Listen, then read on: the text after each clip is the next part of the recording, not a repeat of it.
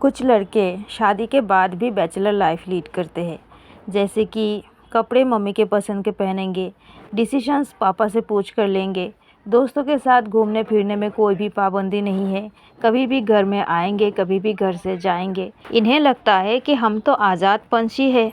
पत्नियां होती कौन है हमारी लाइफ को सुधारने वाली, और इनकी पत्नियां क्या फील करती है?